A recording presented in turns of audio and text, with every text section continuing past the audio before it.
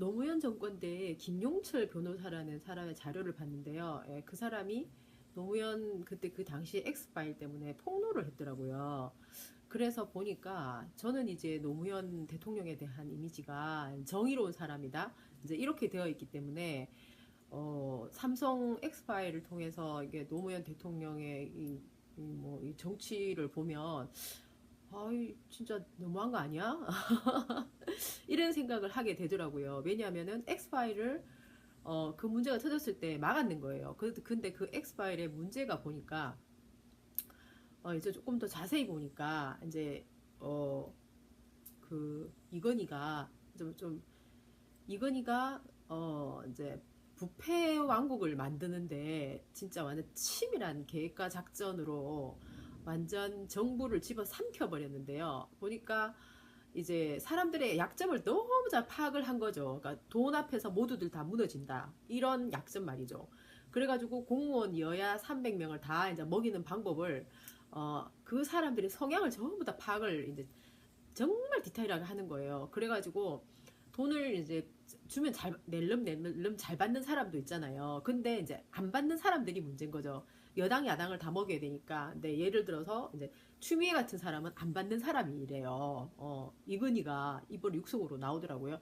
그렇게 안 받는 사람일 경우에는 이제 그 사람이 예를 들어서 뭐 골프채를 좋아하면 골프채를 사주고 그 다음에 뭐 호텔 가 이제 호텔을 뭐 사우나를 이용을 잘한다거나 하여튼 그 화려한 호텔을 뭐 이제 사용을 좋아하면은 그거를 이제 그 돈만큼 환산해 주는 거죠.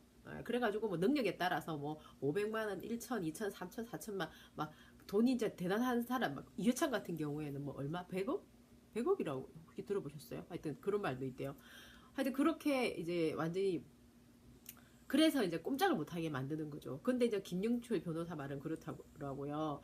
이제 돈을 삼성 돈 먹으면은 먹어도 절대 들킬 일 없다. 그 정도로 완벽하게 한다. 이러지만 그 변호사 말은 그거는 그 사람들이 착각이라 이거죠. 왜냐면은 이제 임원들에게 다 할당이 된대요. 돈을 먹여라 이거예요. 온갖 방법을 가지고. 그래서 절대 못 빠져나가게 하는 거죠. 그냥 와인 한 모금 딱 먹여가 몸안이 쫙 퍼지게 만드는 거죠. 그게 독이 되는 거죠. 그러니까 그 사람들이 김용철 변호사 말은 그런 거예요. 임원들한테 할당이 되기 때문에 예를 들어서 그러면 그 많은 돈을 임원이 다 먹어버려도 알 수가 없잖아요. 그러니까 암호처럼 기록을 해놓는데요. 누가 얼마 받았다, 누가 얼마 받았다. 결국은 다 들키게 돼 있는 거죠. 그러니까는 정치꾼들이 예를 들어서 뭐 예를 들어서 뭐 노무현이 뭐 돈을 뭐 어마어마하게 많이 받았다 이러면은 자료가 다 있는 거예요 결국은. 그럼 받아도 약점이죠. 하여튼 어쨌든 받으면 약점이 잡히는 거예요. 그러니까 그 정부가 이제 꼼짝을 못 하게 되는 거죠. 그리고 또 삼성 같은 경우에는 이제 완전 뭐 연구원들 이런 사람들 삼성경제연구원이라 해가지고 거기서 뭐 자료를 쫙 이렇게 이제 너무너무 멋들어지게 만들어가지고 근데 노무현을 녹여버렸는지도 모르겠어요. 그래가지고 완전 무슨 그 정책을 가지고 오잖아요. 그러면은 뭐 일반 공무원들도 만들어 올 거고 삼성에서 만들어 오면은 삼성 걸 더 좋다고 생각을 했는지 그걸 그냥 그대로 썼대요.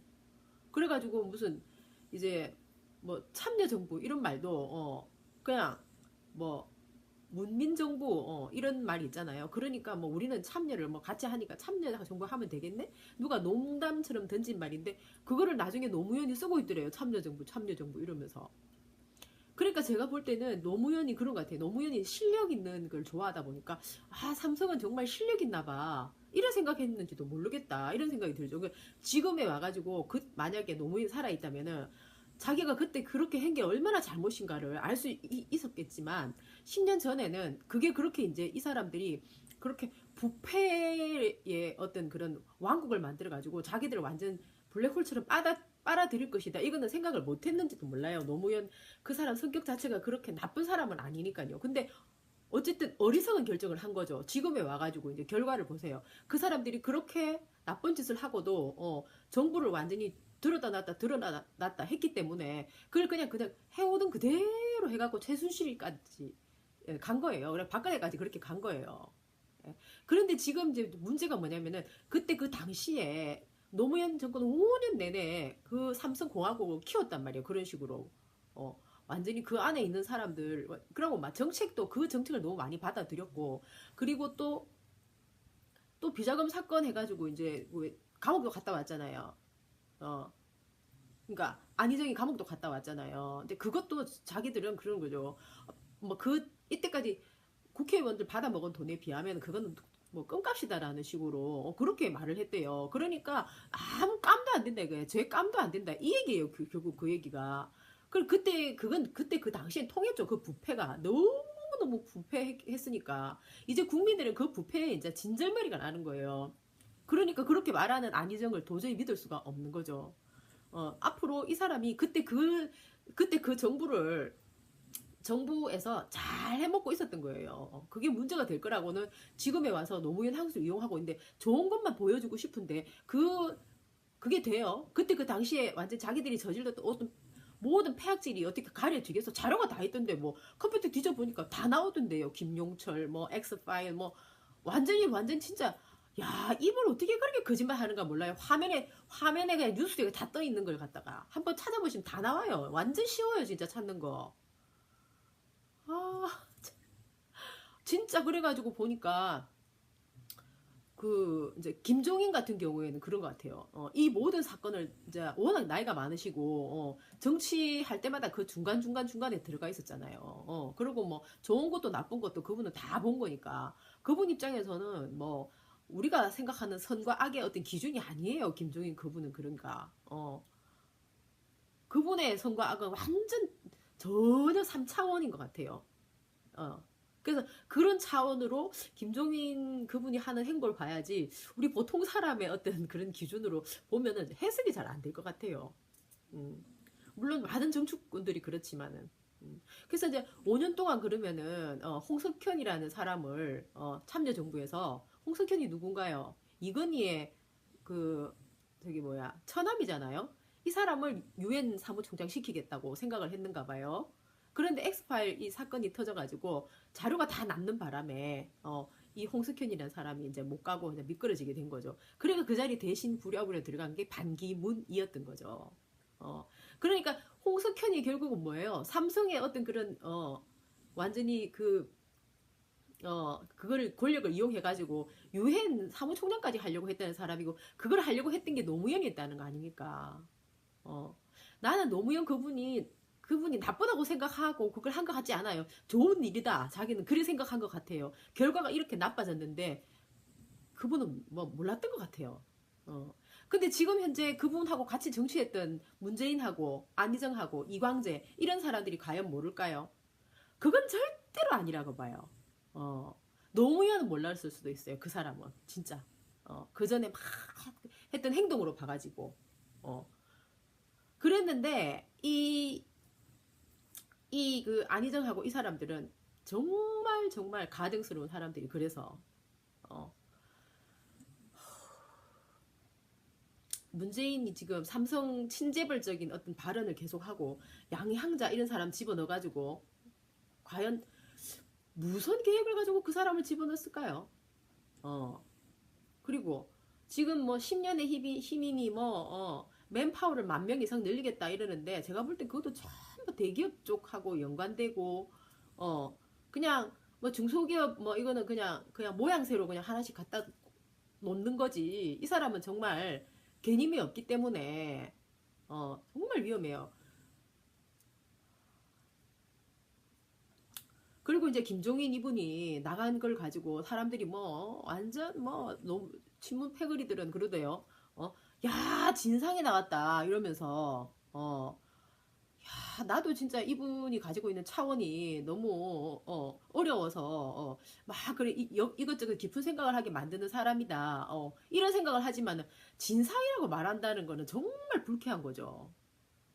사람을 그렇게 이용을 하고는 팽시키면서 진상이라니.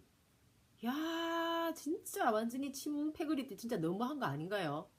거기다가 정청래하고 손혜원 이런 사람들 정말 완전 뭐 정의파인 것처럼 그냥 완전 말빨 끝내주잖아요. 근데 이제 너무 웃기는 게 이제 CBS 방송 뭐 라디오 방송하고 그다음에 이제 오마이TV에서 그 이제 토론한 거 갖고 얘기를 하는데 뭐라 하냐면은요. 정청래가 한다는 말이 아유 이재명이 뭐 완전 그 좀 잘못됐대요. 어, 어유 뭐 그렇게 해갖고 되냐 하면서 뭐 옷을 갖다가 다 깔끔하게 입고 넥타이를 잘 매고 이렇게 이미지를 좋게 해야지. 그런 식으로 자기가 뭐 잘나보겠다고 그러는 거는, 야, 그거는 하나도 토론하고 남는 게 없다면서. 와, 그 사람도 진짜 차원이 진짜 완전 무슨 그런 차원이 있는지 모르겠어요. 나는 너무 좋던데 말이죠. 정책 가지고 대결을 하니까 통쾌하고 시원하고. 이때까지 완전히 그냥 묵은 체중이 확 내려가더만. 무슨 이미지 그거 그래 안 했다면서 그거 가지고 완전히 뭐 이재명을 디스하는 거예요. 그러면서 뭐 점잖하게 한 뭐 문재인을 막 칭찬하고 치켜 세우고. 더 웃기는 건 손혜원인데요. 손혜원이 이러는 거예요. 이재명이 왜 그랬는지 모르겠다. 그렇게 해가지고 지지율 올라가겠냐. 뭐 이러는 겁니다. 이 사람들은 지지율에 목숨을 걸어요. 아니 무슨 정책을 가지고 얘기를 하지 않고 한 명은 뭐 그래갖고 지지율 이러고, 한 명은 아이고 이미지 그래갖고 되겠나. 이미지밖에 남는 거 없는데 무슨 소리. 이미지 얘기. 그래도 김어준은 좀 낫네요. 김어준은 이제 그 마크맨, 안희정 마크맨이라는 사람하고 같이 이제 통화를 해가지고 그 방송을 꼭 안 본 것처럼 얘기를 하는 거예요. 김어준이 안 봤을까요, 과연? 나는 참 웃기네요. 안 봤을 리가 없다 생각하는데, 그 사람이. 그래, 어쨌든, 그 이제 하영이라는 그 사람하고 통화를 하면서, 아유, 그래, 봤냐, 토론을 이러면서 이제, 봤다, 어땠냐, 이러니까, 아우, 그래, 안희정이 참 말 잘했는데, 요번에는 말 잘했다. 저번에는 뭐 라디오 방송 할 때는 감기가 걸려가지고 상태가 안 좋아가지고 좀 못했는데, 요번엔 참 잘했다고 그러는 거예요. 엄마야, 내가 예의를 지키세요. 이 외에는 아무것도 기억난 것도 없는 사람을 갖다가 그런 식으로 추켜 세우고 있잖아요. 그러면서, 거기서 문재인이 선방을 먹였답니다. 그러니까는 김어준이 한다는 말이 꼭 안 본 것처럼, 선방을 먹였나요? 이러면서, 지지율이, 또 지지율 얘기. 그 사람들 지금 할 얘기 지지율밖에 없어요. 저가 순 가짜로 만들어 놓은 지지율, 우리 국민들이 믿지도 않는데. 그러면서, 아유, 그래, 안희정이 지지율이 2위인데, 어쩌고 하면서 또 어물쩍 넘어가면서 있잖아요. 그 안에서 일어났던 정책 얘기, 얼마나 중요한 거 많았나요, 거기서. 완전 피 터지게끔. 그런 얘기 하나도 없어요. 그냥 이미지, 선방을 날렸네, 아이고, 왜 그렇게 내부 총질 비스무리한 얘기 하면서 있잖아요. 아니, 무슨 토론을 해가지고 자기가 가지고 있는 선명한 생각이 뭔지 이거를 이끌어내는 얘기를 해야 되는데, 맨날 엉뚱한 소리만 하는 거. 이 사람들 진짜 모여가지고 패거리들이 아리라 할까 싶어가지고. 아우, 손혜원 진짜 그 사람 실망이에요. 그 사람 마케팅 전문가라고 하더만은, 무슨 마케팅을 그런 식으로. 마케팅이 컨셉이 정확하게 있어야지 그게 무슨 제대로 된 마케팅이 나오죠. 거기서 무슨 그런 식으로 이미지 마케팅을 하라는 식으로 해가지고 안에 알맹이 하나도 없는데 마케팅이 돼요? 억지를 부리려고 하니까는 더 스텝이 꼬여가지고 엉망진창인 거죠, 내가 볼 때는. 그래가지고 이제 문재인이 이제는 또 변양균을 어떻게 하겠다 이랬다는 거예요. 이제 삼성도 모자라가지고 이제 신정아하고 스캔들 일어났던 변양균은 또 왜 영입을 하겠다고 어쩌고 저쩌고 하는 말이 나온대요. 그러니까 이 사람은 정책도 없고 아무것도 없는 거예요. 옛날에 그 방송에 나와가지고 악명이 높든 무슨 일을 잘했다는 얘기가 있든 무조건 그냥 끌어들여 가지고 자기가 잘났네 그것밖에 아무것도 없어요. 이런 사람을 갖다가 세상에 이때까지 더불어민주당에서 그런 식으로 밀었다는 것 자체가 전 너무너무 끔찍해요, 진짜. 신정아 사건만 해도 얼마나 터무니가 없어요. 그 여자가 학벌을 세탁을 하는 그 과정에서 사람들이 그 가서 제대로 된 공부를 해가지고 지금 이렇게 하는 건가? 이게 의심스러워서 난리 났었잖아요. 근데 그 여자가 그것은 알고 싶다 해서 뭐라고 얘기를 했냐면은, 나는 분명히 나는 그 학벌이 있는데 쏘갔다 이거예요. 그래가지고 이제 그 추적해 들어가 보니까 뭘 쏘갔냐 하니까 학벌 세탁을 확실하게 했는데 세탁을 해준 그 사람이 나를 쏘겼다 이러는 거예요. 아니 무슨 얼마나 정부가 허접했으면은 그런 애가 나가가지고 근데 그런 사람한테 비자금을 맡기고 무슨 이상한 광주 비엔날레 그 어마어마한 일을 맡기고 아 근데 그런 사람 하나를 볼 줄 모른단 말이에요. 뭐 옛날부터 판모 파탈한테 남자들이 당하긴 한다고 하죠. 아유 참 진짜. 어쨌든 그거는 뭐 사랑에 관련된 얘기니까 일단 그렇다 치고 그래가지고 이제 그렇게 된 사람을 갖다가 또 집어넣느냐 맞느냐 그런 말 하고 있는 문재인이 한심하다는 거죠 저는. 예.